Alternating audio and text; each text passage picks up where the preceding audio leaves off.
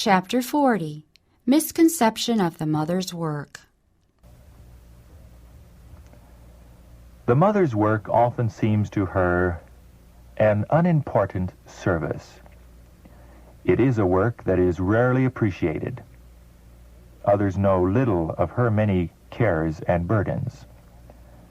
Her days are occupied with a round of little duties, all calling for patient effort, for self-control, for tact, wisdom, and self-sacrificing love.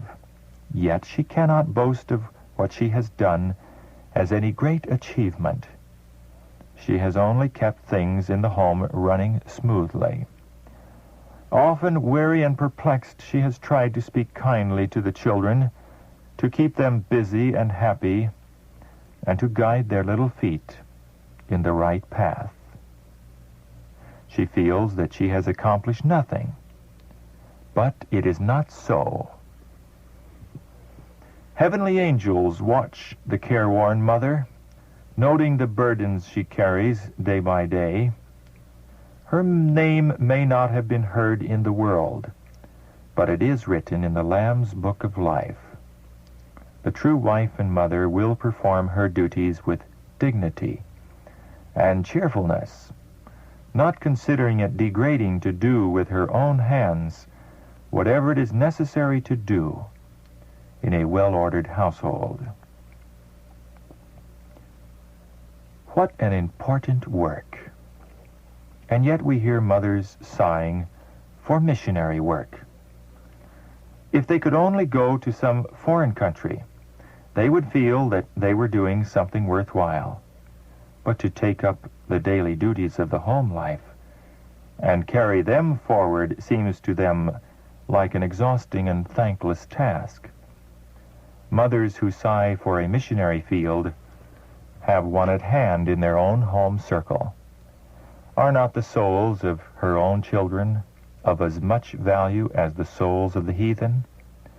With what care and tenderness should she watch their growing minds and connect God with all their thoughts?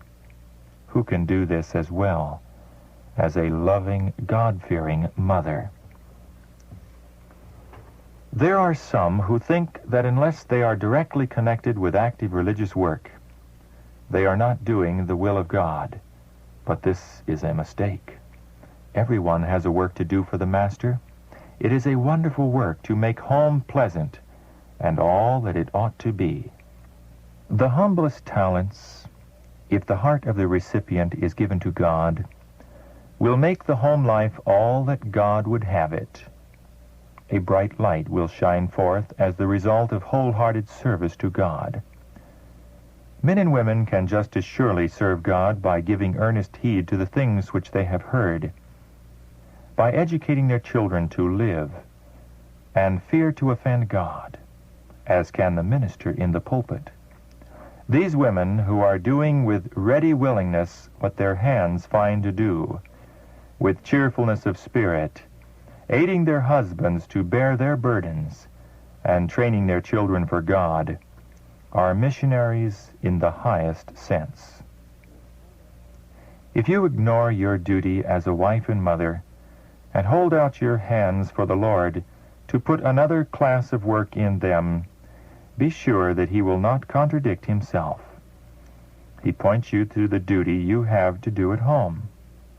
If you have the idea that some work greater and holier than this has been entrusted to you, you are under a deception. By faithfulness in your own home, working for the souls of those who are nearest to you, you may be gaining a fitness to work for Christ in a wider field. But be sure that those who are neglectful of their duty in the home circle are not prepared to work for other souls. The Lord has not called you to neglect your home and your husband and children. He never works in this way, and he never will. Never for a moment suppose that God has given you a work that will necessitate a separation from your precious little flock. Do not leave them to become demoralized by improper associations and to harden their hearts against their mother. This is letting your light shine in a wrong way altogether.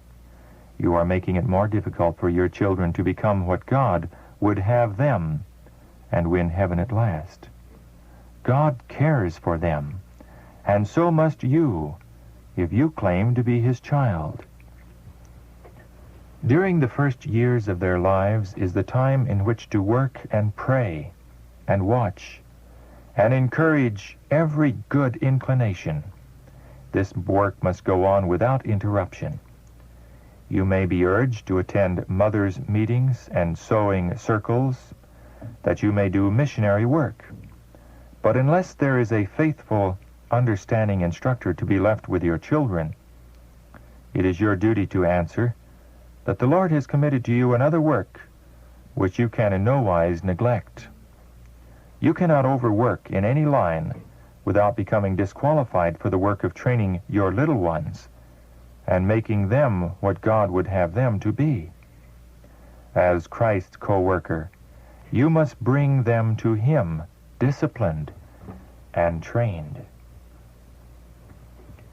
Much of the malformation of an ill-trained child's character lies at the mother's door. The mother should not accept burdens in the church work which compel her to neglect her children. The best work in which a mother can engage is to see that no stitches are dropped in the training of her children. In no other way can a mother help the church more than by devoting her time to those who are dependent upon her for instruction and training. Some mothers long to engage in missionary labor, while they neglect the simplest duties lying directly in their path. The children are neglected. The home is not made cheerful and happy for the family. Scolding and complaining are of frequent occurrence. And the young people grow up feeling that home is the most uninviting of all places. As a consequence, they impatiently look forward to the time when they shall leave it, and it is with little reluctance that they launch out into the great world, unrestrained by home influence and the tender counsel of the hearthstone. The parents whose aim should have been to bind these young hearts to themselves and guide them aright, squander their God-given opportunities, are blind to the most important duties of their lives, and vainly aspire to work in the broad missionary field.